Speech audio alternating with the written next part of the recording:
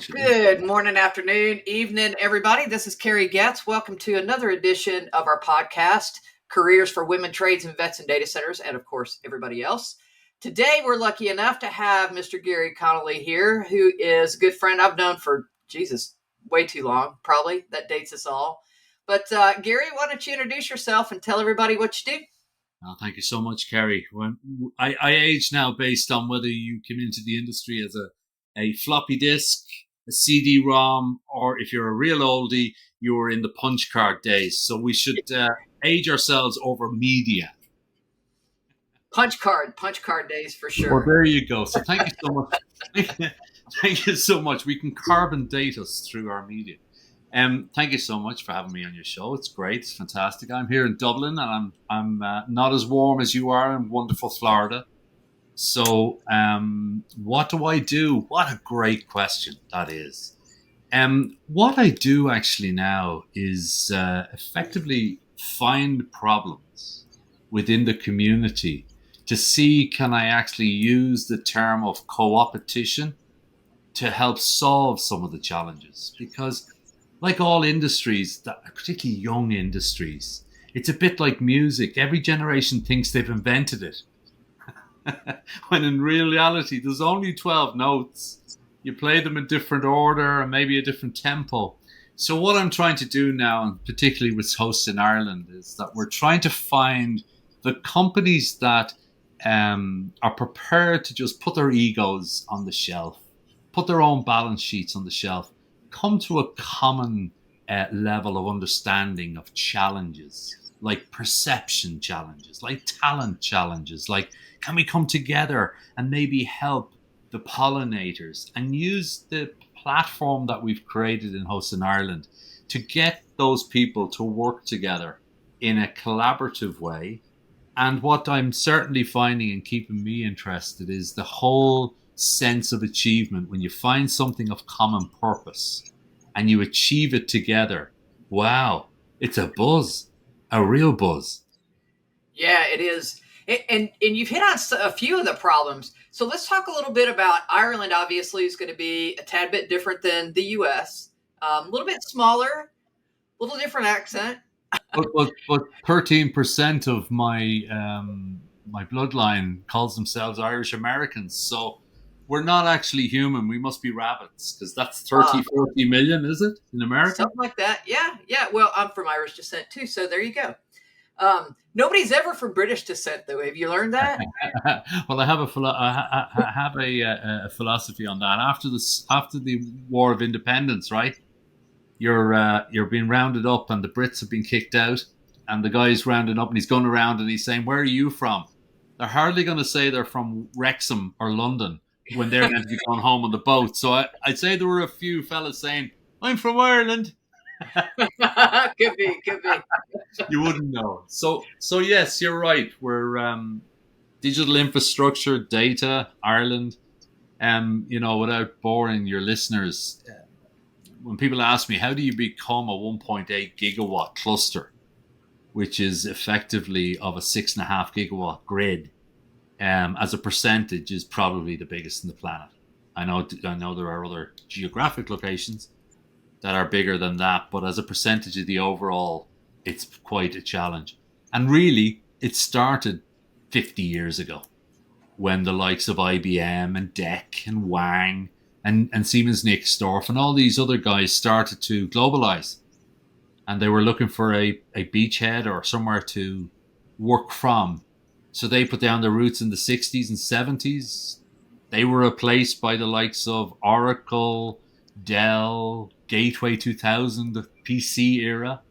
Those guys then obviously were replaced then by the Googles and the Amazons and the Microsofts and all these other guys. So I think really how you end up being a center of export excellence, which is what the data is to Ireland. And I think that's probably one of the things I'd like to get across, is that to Ireland, the real dividend is the value of the data being exported from Ireland into Europe.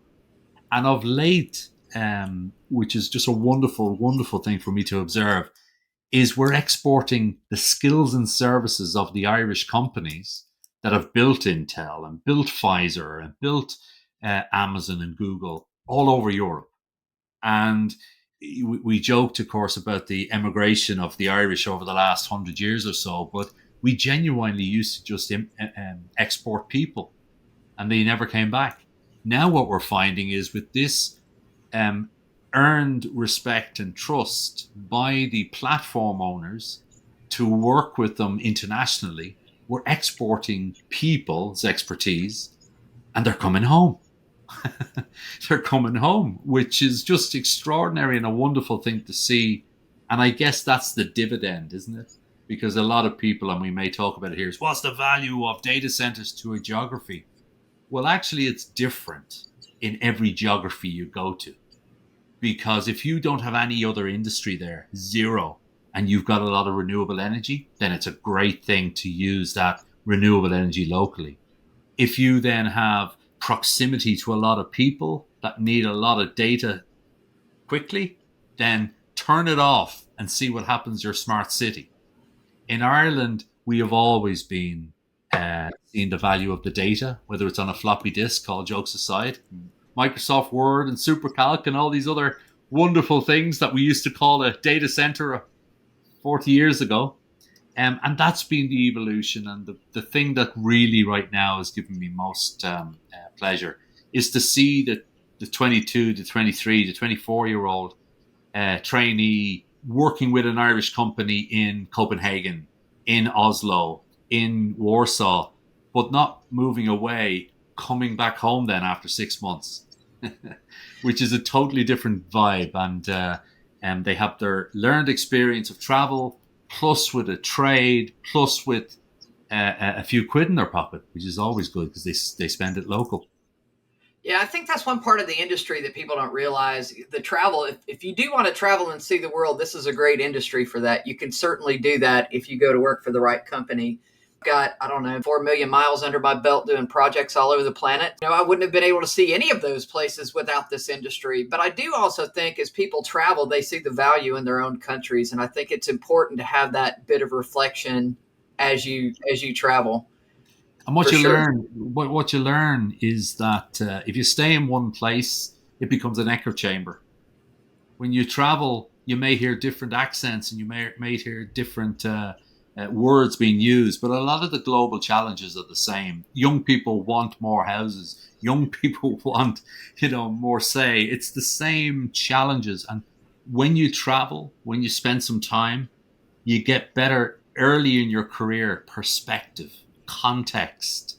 And that's probably the thing that I'm on reflection as I get a bit older. Maybe I know there's great sayings on that youth is wasted on the young and all these other things. But I think ultimately what you get is you get context for circumstances. There's 6 or 7 different circumstances you find yourself in your life, and they just keep repeating themselves. I often think maybe that's what deja vu is. That deja vu feeling, and you say, this feels very familiar. It's probably because you experienced it, but the person was different, or the person was female, or was male, or the circumstances was different.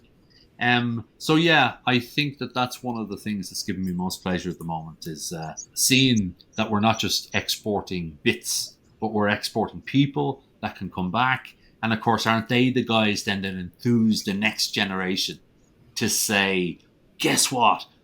I started off as a electrical technician or an electrical apprentice, and I happened to be out in Warsaw punching down. And guess what? I ended up then being on a server, checking out the air conditioning unit. And that's that learned experience of enthusiasm that a 22-year-old can give to a 17-year-old, that a 56-year-old can't give to a 17-year-old. Right. So without the expression being followed by "Okay, boomer." Yeah. You know what I mean? Is oh yeah. But so that's what we are finding, and that's why actually it's interesting that we always try when we have events have not necessarily always the CEO. Actually, get somebody who maybe a year ago didn't know what a digital infrastructure was. And you're talking to an audience of people who still don't know that the cloud is a data center. Yeah. And even though they work in the industry, they don't know that apps or software as a service or smart cities run on a data center. Um, and, and I guess we've done too good a job of marketing, have we? Maybe so. I mean, people do, I think, take technology for granted. And I think in a lot of cases, they don't realize what it takes to make that technology just show up in their hand. It's kind of like the light switch. When you flip the light switch, the light's going to go on. If not, you discombobulate for a minute, then you figure out how you're going to sort that out. But it's the same thing. If somebody's data source is not available, and we've certainly seen that, when you have these high profile public cloud outages that then get written up everywhere and people have noticed, oh, I couldn't get to Gmail today and it's such a crazy crisis. I don't think they really understand what it takes to make that happen and how they can be a part of it. And we do have such a massive shortage of talent. So how are you guys approaching that over in Ireland? And we'll contrast that to what's happening over here. I think words matter more than ever, and words need to start from the industry itself. I think it's fair to say that a lot of people in the industry in 2023 have an electrical, mechanical, building ilk of background and are more comfortable. It's like Linus in Charlie Brown with his scarf, they wrap all those terms of PUE and water efficiencies and stuff around them.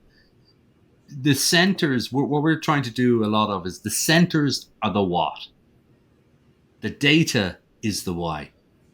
So by engaging and starting even at data center events or other events or going to colleges and talking, you talk about the sizzle, which is the data, what the data is doing. And you lean them into, you see the phone, that's only a percentage of the data. Your smart city, your smart car, your smart this, it's dumb without data.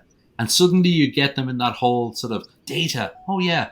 And then we have to keep the rain off that because the data doesn't work so well in the rain. And we put it into a center.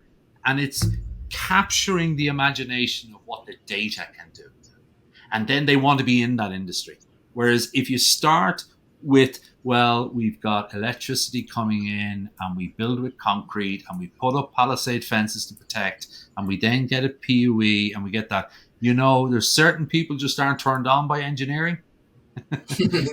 and they're really and therefore even when you sell on the data, there's two words in data center, isn't there? Data and center.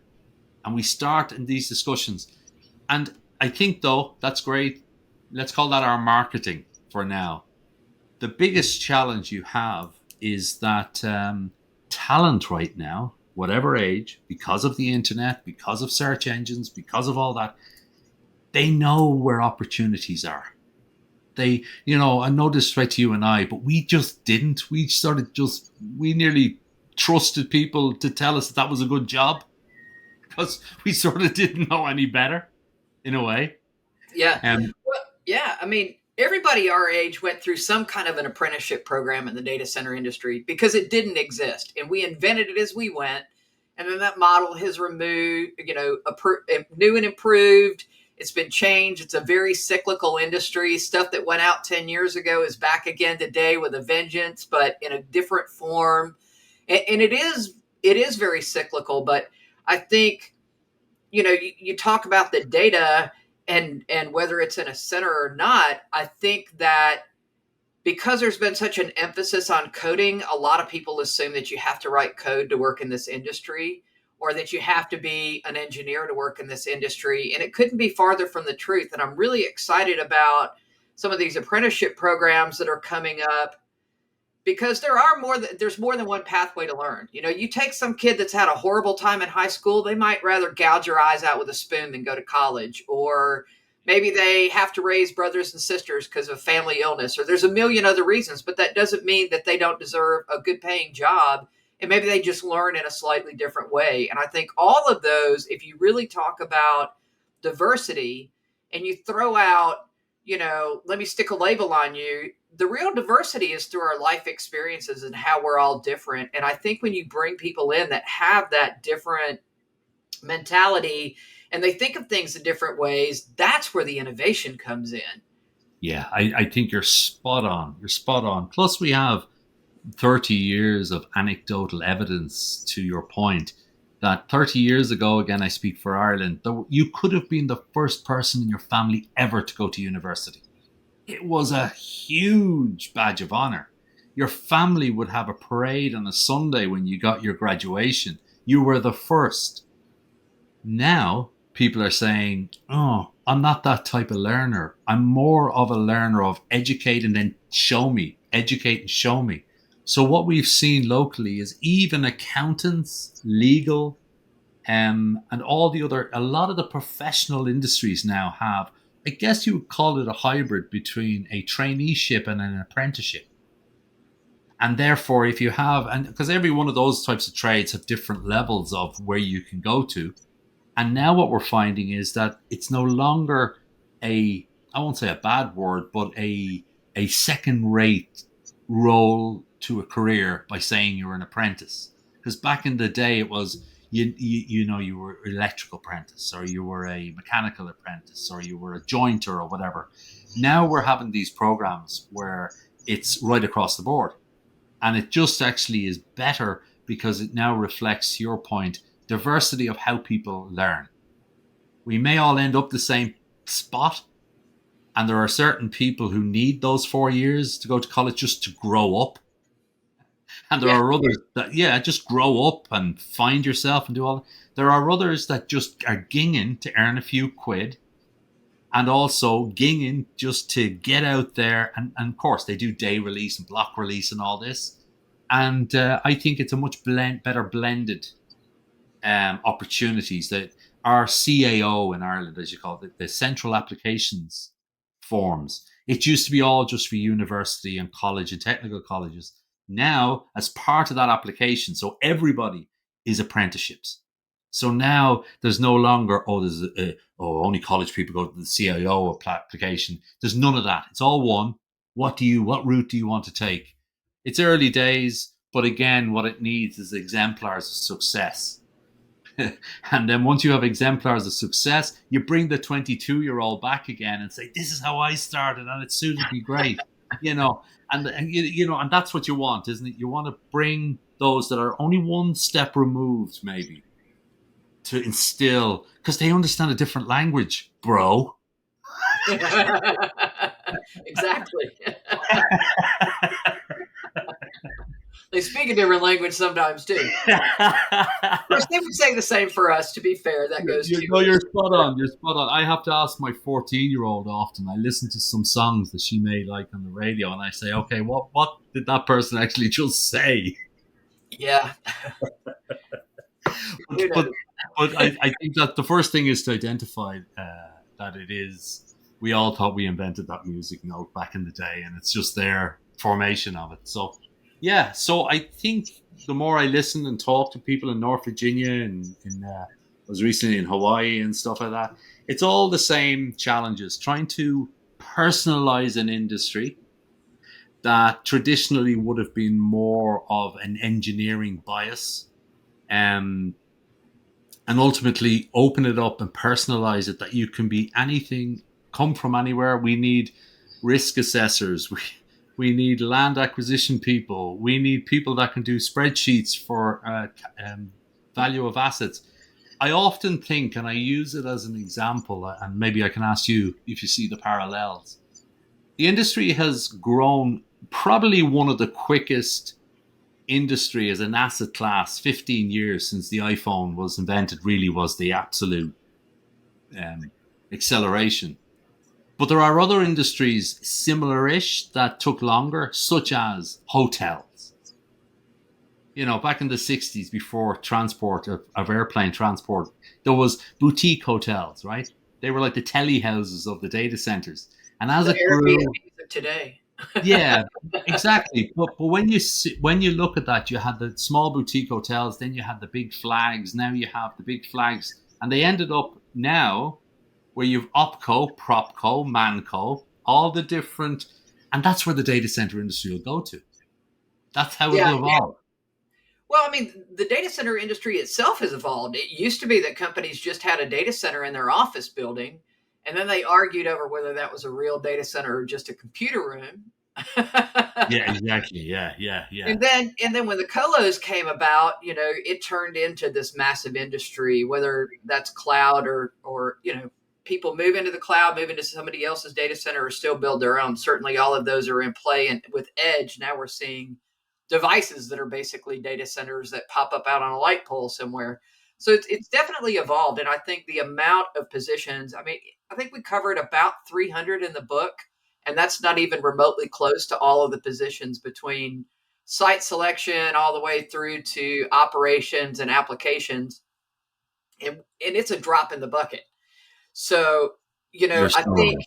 if you talk about a country the size of Ireland with about 5 million people, where do you get all that diversity? I mean, clearly some of that has come from outside and you guys are now shipping talent out, but do you guys have formal college curriculum for that? How are you adjusting to those needs? It's evolving. It started a lot of the courses had a module, a data center or digital infrastructure module, and now it's spinning out where we have straight up courses. Unfortunately, again, because those courses were degree courses or higher, more for engineer types. You didn't have, when I look at the data center, the Uptime Institute recently published a sort of where the jobs are needed. There's a delta, and the big delta is actually in the operational side, not necessarily on the design side, which is interesting. So the volume of people are going to be technician level. The volume, it seems, of the people are going to need a widespread of skills, IT, mech, and elect, a real broad spectrum, a generalist, because they'll be using AI tools and all the rest of it. So really what I think our biggest challenge will be is in the technician operational side.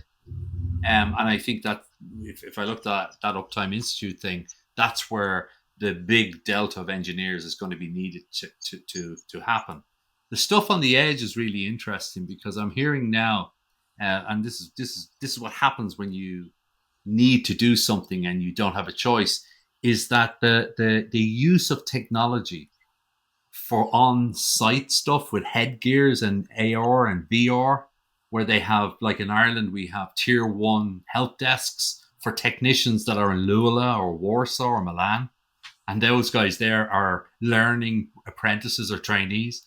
That use of technology is something that I wouldn't have always given to engineers because they like spreadsheets and slide rules and do it this way. And that's the way we've always done it. And that's the way we'll always have to do it. This new gang coming through are saying, hey, you're going to pay me for wearing a headset that I'll do in my bedroom for free. I'm in. So, that again is talking back to the language, to the prospective employee or somebody into the industry in something that they love. And a lot of kids, right, wrong, we can have that different discussion, love gaming. They love that interactive augmented reality world. And as I say, some of the engineering companies in Ireland now are sending out not fully qualified dudes out to the regions to do stuff, talking back to a central centre in Dublin or Limerick, and they're wearing a headset. Jesus, they think they're living the dream. Yeah.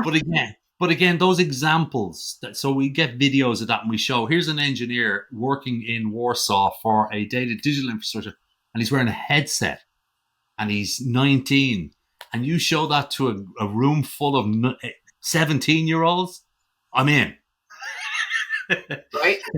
So I guess words matter and how we present things matter as well. But there's no magic wand, is there? You know that. There's just no magic wand.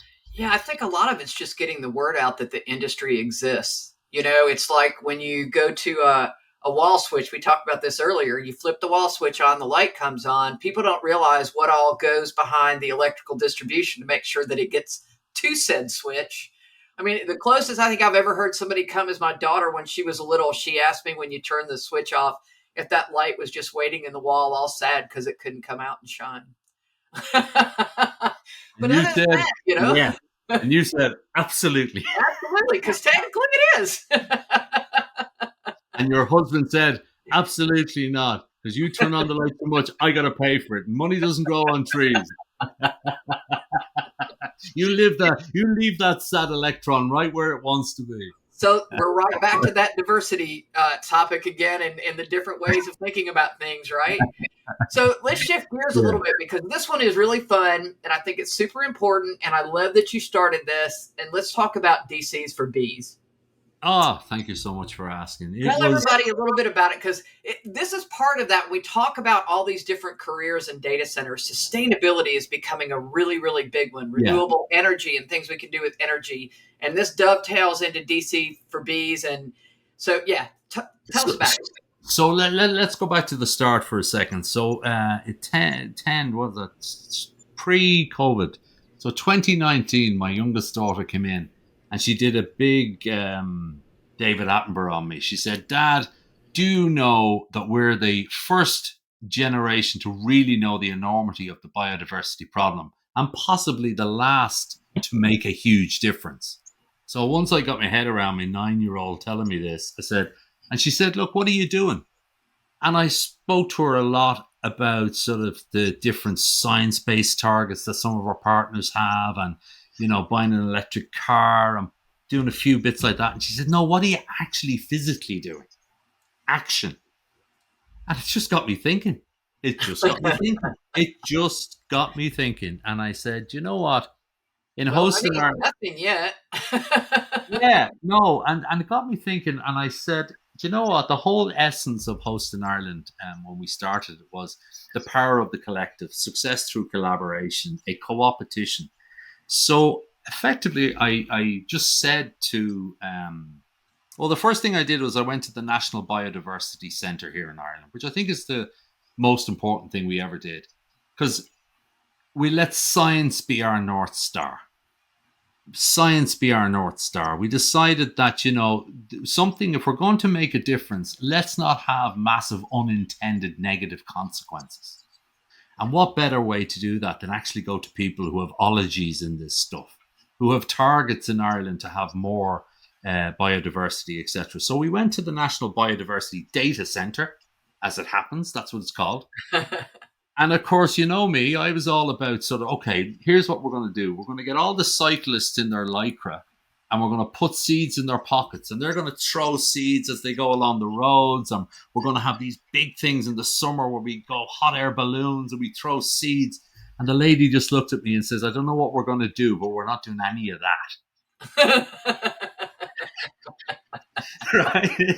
And I loved it because she said, okay, here's what you should do. You should basically use us as your science, use your members. Remember, our members are not just operators. They're designers, they're builders, they're suppliers, and work with us in designing the world's first, as it turns out, data center ecosystem specific pollinator plan. And what does that mean? Well, use the science and the types of flowers and where they should be planted and why they should be planted there, all that science, to go from a window box in an engineer's office to 14 acres. That's the next phase of a campus, all the way through. And often, and I've learned this a lot through this, often it's just do nothing. Don't send it to grass. Don't cut the grass. Just let it be.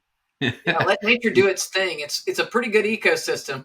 Just leave it alone, because this is some of the times, what was it she taught me, that lady Una? She said, a weed is just a weed is a flower just in a place that a human doesn't think it should grow. So there's all this sort of engineering our minds, so that effectively we did the pollinator plan, but more importantly than anything, for the purpose of longevity, we got ambassadors from each of our partners. And the key thing that we found about the ambassadors from each company is, the way usually the marketing person puts their hand up, oh, I'll be our representative, or the CEO or this. No, we said, can we find someone in your company that, even if they weren't being paid, have a passion for biodiversity? And then you end up, which we found, with the second-year apprentice that is in accounts, or the security guard, so we got this whole confluence of different types of people that usually don't be seen really, but they have a passion for biodiversity and bees. And effectively then we worked with them because they had a passion. And what we found, which was great, was we found then that our partners had some capital. Our ambassadors were all connected with the community groups, which had no capital. And the bee and the biodiversity and a thing called the orchard, we have now started to roll out through orchards in the community. I think we've done 3,500 orchards, which is 20,000 actual fruit trees, under the guise of the rollout from the National Biodiversity people. And okay, we're helping the bees, we're raising awareness, but it's action, which is the key thing. And the final dividend, which is the one that I get the most pleasure out of, is it's getting all these big egos and all these big sea levels and all the rest with a shovel or some compost to actually find something of common interest, a project of common interest, start, middle, and end. And so what we're finding now is we can't keep up with the community demand. And at a time, and I guess this goes back to our point earlier, at a time when people think that everyone in data centers have horns, red horns out of the tops of their head, and they are the devil incarnate, and all these things. Here we have created orchards in the community for the right reason, because the science people in the biodiversity said, plant orchards. Why? Flowers on orchards are the first to come out in spring. All the little bees that have been asleep, not the ones in the hives, the little solitary bees, they're starving. So now we were able to plant them and plant these things called pit stops and all sorts of great stuff. And suddenly now we had all these community groups, which on another day will be objecting, asking, would you do that again next year? Will you send us out 15 more orchards?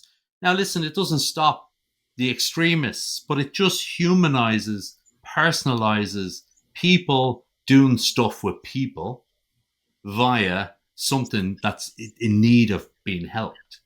And that really is it. And we go down to Virginia a couple of months ago and we end up in KT Farms with, where the 7x24 people got wind of it. And we got 37 raised beds, 190 of the community in North Virginia, all out with shovels, with manure, and the sense of purpose at the end of it, when you look back and you see it, and you've got Cyrus One there and Digital Realty there and all the rest, and you go, oh, that felt good. So it's that sort of trying to create, it's such a young community, right? It as well, in age, in years, that anything we can find that doesn't revolve around alcohol and rooms with no oxygen has to be a good thing. Right? Has to be a good thing. Now, we might do the digging and stuff after we've been on alcohol and stuff, but it doesn't have to be the only reason. So, listen, that's DCs for Bees. It's lots of fun.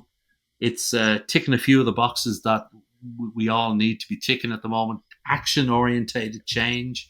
And actually, we now have some of our bigger partners who are using the pollinator plan that we brought from Ireland to influence Frankfurt, London, Amsterdam, and Paris. Because we're all so busy. We just want a run book. Just give me that and I'll give it to the local planner. And we did that. And so, yeah, it's ticking a few boxes at the moment. It's certainly a lot of fun. Well, and I think it's a good way for young people to get involved on the fringe. We talk a lot about on-ramps. International Data Center Day, that whole conversation is going to be on-ramps to the industry. And what a great way to start teaching people about sustainability and some of the ways that we can be smarter with our data than just something as simple as food supply. I think it's just brilliant, absolutely brilliant. Yeah, it's amazing what you say there. Never in a million years did we think about the pollinators and the flowers into the whole food chain. And then we went to KT Farms or JK Farms. And that's what they do. They are a community farm. They grow fruit and vegetables and others for the community. And weaving that together, and we got the talk from the principals there, it actually then went up another level of feeling good. And I don't think you can knock anything we do that physically brings us out in the open with others and has a positive effect. I don't think there's anything wrong with any of it. No, I think it's a great thing. I mean, I think the digital world separates people in a lot of ways as much as it brings people together. And I think, like you said, outdoors in the open for the common good, it's just a good thing. Well, my friend, we could probably talk for another 6 or 7 hours, but we're probably at what people are going to listen to in an episode. So if you Okay. wanted to leave anybody with any parting thoughts, what would you say? Do you know, you said it earlier, we genuinely are only getting going with digital infrastructure in the world. I know that people are looking at the mergers and acquisitions and the amount of year on year. But when you consider, and this is the key thing, the why is the data, the what is the center. There are 50 billion things in the world today generating data. The projection by 2030 is 1 trillion. If you and I started counting to 1 trillion now, it takes us 33 years to get to 1 trillion. Get out of here. Wow, that's crazy. So well, you mentioned earlier, right? We are going from a phase where we had a computer and a phone. That's two devices. And even if everybody in the world had two devices, that's only 16 billion devices. Any form of semi-autonomous vehicle on the road has over 200 devices. So you aggregate that over millions and it gets to the trillions. So we need to find a way, and technology, the two mega trends in the world right now, you listen to Davos, you listen to all these, is decarbonization and digitalization. And we cannot do the first one without the second. Period. Yeah, and there was actually a really great Cradle to Cradle is the book. It was over in the Netherlands, and it's a data center that recycles everything. And what they do is absolutely amazing. But they even take the carbon and feed that to the agriculture because plants love it, and they need that CO2. So I think we have to be careful when we talk about decarbonization, especially for the kids that are listening. Some CO2 is beneficial, and some organisms require it to function. So as you think about decarbonization, it's really responsible carbonization and responsible decarbonization, and not having carbon that's just wasted. But it can be sequestered. It could be put back in the ground where it came from. It can be fed to plants. All of these are brand new open areas for discovery that I think, 5-10 years from now, we're all going to sit back and go, holy cow, I had no idea that was possible. And it's going to be one of these young, innovative minds that comes up with something spectacular. Spot on. And we leave it with the fact that really we've only seen this growth to where we are now, where we have society pretty much hooked on smartphones, right? It only was invented 15 years ago. Can you imagine where we'd be in 15 now that we've got the tools? So with that, we'd absolutely encourage anybody who has any form of an interest in being what genuinely is. We're in the fourth industrial age right now. Fourth. Data is the equivalent of the steam in the first one. It's the catalyst that drives the piston, that moves the coal, that moves the people. Data is that catalyst that makes everything that you see smart actually function smart. So you're in the middle of that. And then it's up to you to open your eyes, to look around, to talk to people who are in the data side. And you could end up being in coding if you so wish. Or you could just end up being whatever you so wish. But there's so many different layers of this that haven't been invented even yet. Exactly. So thank you so much for having me. Yeah, for sure. All right, everybody. Well, thank you so much for listening. We look forward to you tuning in to another edition of this podcast episode. Garry's contact info or LinkedIn contact info will be in the description. And we'll talk to you all again soon. Thanks so very much. Thanks again, Garry. Bye-bye.